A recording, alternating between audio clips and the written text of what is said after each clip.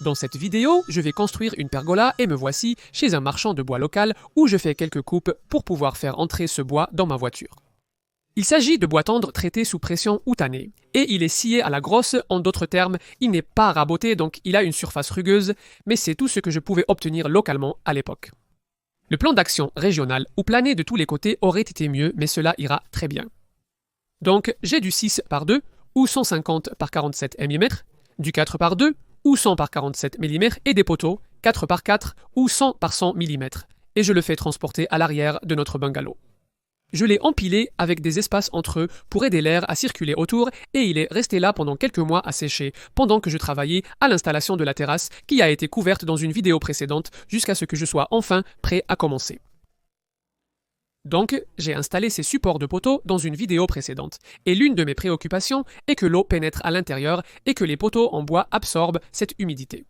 Je suis peut-être en train de trop réfléchir à cela, et je ne pense pas que ce sera un problème majeur, car après tout, le bois occupe la plupart de l'espace autour de ce support de poteaux, et évidemment, il y aura un toit au-dessus de la pergola. Mais je pense que l'humidité pourrait potentiellement encore s'infiltrer dans le bois et goûter du bas, ou elle pourrait s'infiltrer à travers le mortier qui entoure le support de poteau et entrer par ces trous sur les parois latérales.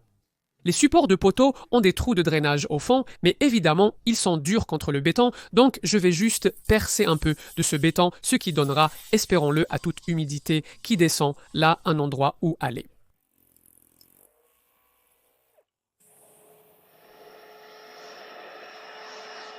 Je vais aussi poser le bois sur certains de ces cales de vitrage juste pour éloigner le bois du fond des supports. Je ne suis pas certain de la nécessité, mais cela m'a paru une bonne idée. J'étais sur le point de mettre le premier poteau quand j'ai réalisé qu'il serait bon de mesurer la profondeur du support et de marquer cela sur l'extrémité du poteau afin que je puisse voir quand il était complètement inséré dans le support. Et ensuite, je peux le frapper en place avec le maillet.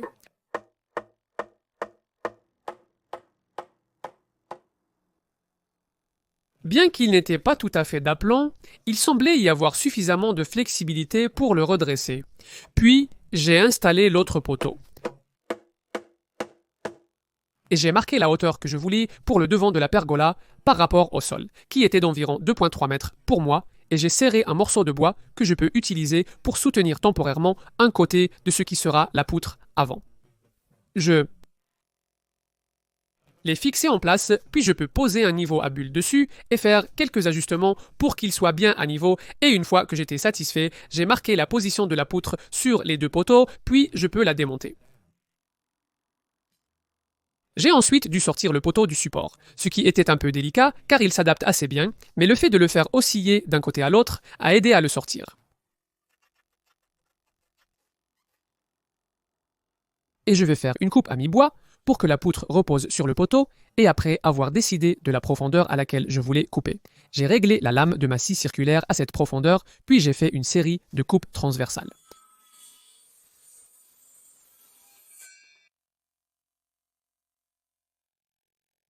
Et ensuite, je dois couper l'excédent du bout des poteaux.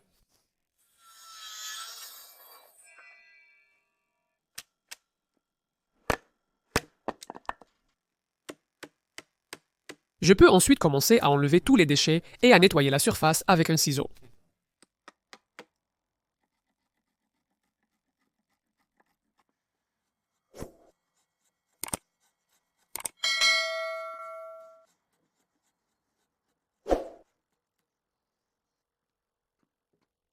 Je vais traiter toutes mes coupes avec un conservateur de bois, car même si ce bois est traité sous pression, ce traitement ne pénètre pas au milieu du bois. Donc cela devrait aider à protéger le bois nouvellement exposé contre des choses comme la pourriture et les insectes qui rongent le bois. Le processus était similaire pour le deuxième poteau. Une couche de peinture sur le bois le protégera de l'humidité. Je n'aime pas l'apparence du bois traité sous pression, donc la peinture donnera à la pergola un look plus moderne. Je peux alors réinstaller les poteaux définitivement.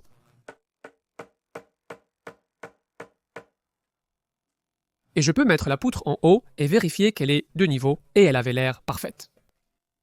Je peux maintenant choisir l'emplacement des fixations, percer des trous pilotes et les fixer avec des vis à bois.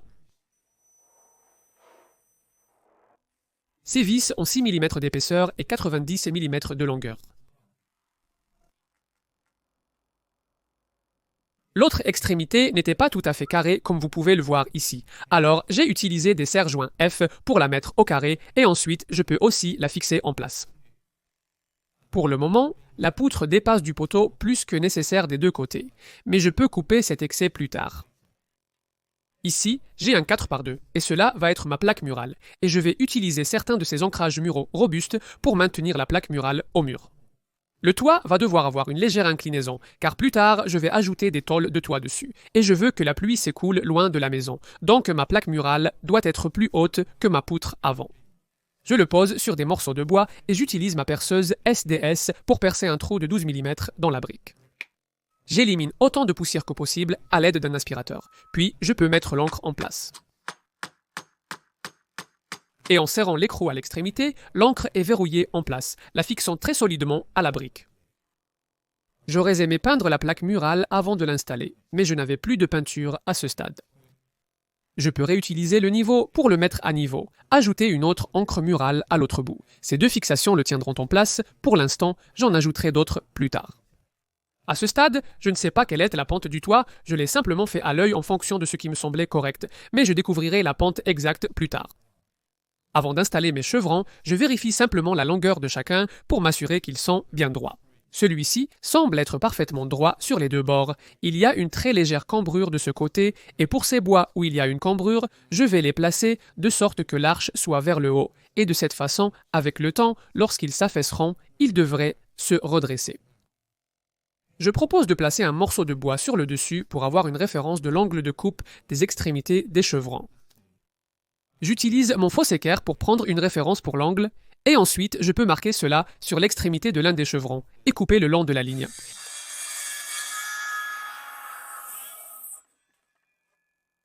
Ici, je prends une mesure pour le premier chevron et ensuite je peux marquer l'angle à l'autre extrémité et aussi faire cette coupe. Et comme je l'ai mentionné plus tôt, mon poteau n'est pas tout à fait d'aplomb, je coupe ceci environ 12 mm plus court pour aider à le tirer dedans.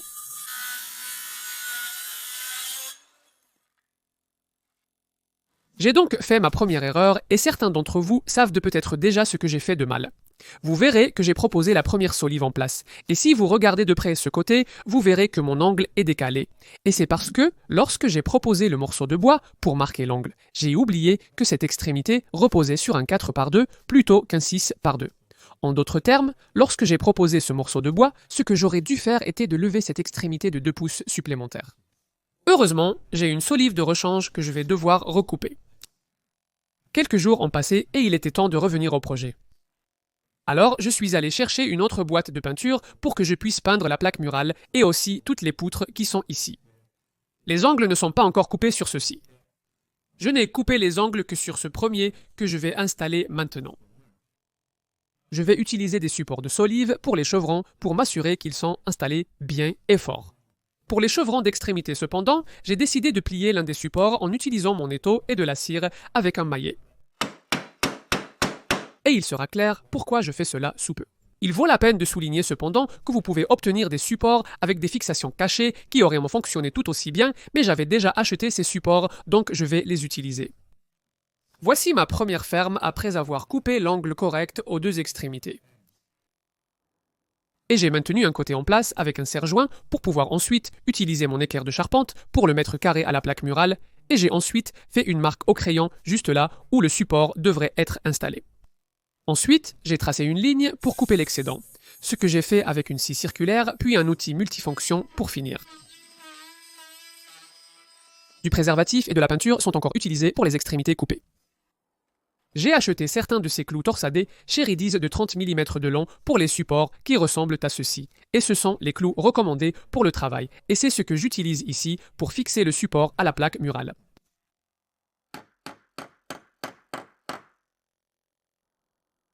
Cependant, comme je vais fixer une partie de ce premier support à l'extrémité du grain de la plaque murale, je voulais utiliser des clous plus longs, là, pour obtenir une meilleure prise, et j'avais certains de ces clous galvanisés de 2 pouces dans l'abri. Ce ne sont certainement pas les meilleurs clous pour le travail, mais je suis assez confiant que ceux-ci feront très bien l'affaire, et cela m'a évité de sortir et d'acheter autre chose. J'étais réticent à clouer dans le grain final, craignant un manque de solidité et des fissures dans le bois. Finalement, les clous se sont bien insérés, dissipant mes inquiétudes. L'autre extrémité de la ferme a été fixée au poteau à l'aide de quelques vis de charpente encore une fois, mais cette fois j'utilise des vis plus longues de 120 mm et ensuite je peux installer le reste des clous torsadés au support pour verrouiller la ferme en place et avec la première ferme installée, je peux ensuite couper l'excédent de la poutre avant.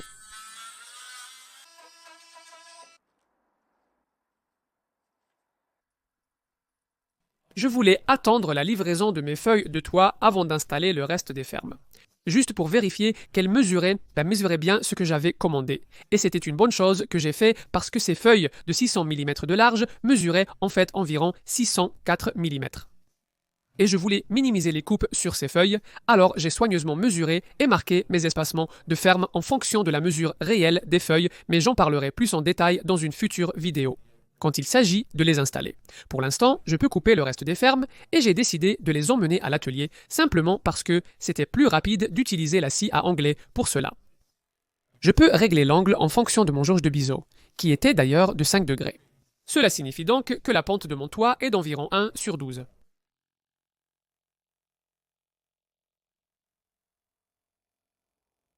Je peux ensuite installer le reste des supports et comme il est recommandé de les serrer bien contre le bois, ma méthode pour cela a été d'abord d'installer les clous d'un côté du support à la fois sur la plaque murale et à l'intérieur de la poutre avant. Puis je pouvais mettre la poutre en place, puis j'ai installé les clous dans la poutre pour pincer le support ensemble, serré à la poutre, puis j'ai fixé l'autre côté du support à l'intérieur de la poutre et de la plaque murale. Je ne sais pas si c'est comme ça que les pros le font, mais ça a marché pour moi.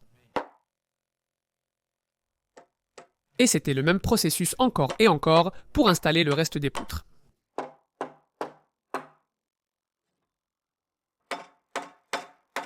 Entre chaque poutre, j'ai également ajouté une encre murale supplémentaire à travers la plaque murale et dans la brique.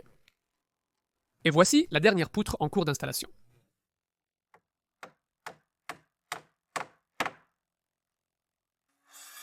Ici, je coupe les extrémités de quelques morceaux restants de 4x2 à un angle de 45 degrés à l'aide de la scie circulaire. Et je vais utiliser ces éléments comme renfort d'angle qui aideront à éliminer tout mouvement de la structure de côté à côté et vraiment aider à la rendre bien rigide.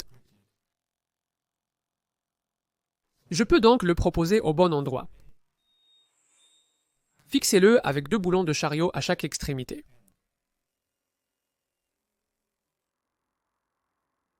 Enfin, je peux appliquer une deuxième couche de peinture sur le bois. Donc, la pergola est terminée. Et pour être honnête, il y a plusieurs choses que je ferais différemment si je devais refaire ce projet, mais comme cette vidéo est déjà assez longue, je vais mettre ça dans une vidéo séparée avec tous les coûts du travail. Abonnez-vous à ma chaîne pour plus de vidéos hebdomadaires sur le travail du bois. Si vous souhaitez soutenir la chaîne et obtenir un accès anticipé à mes vidéos, du contenu exclusif, des plans de projet et listes de coupes gratuits, ainsi qu'un crédit de nom en fin de vidéo. Les liens vers mon Patreon et l'abonnement à ma chaîne YouTube sont dans la description. Merci d'avoir regardé.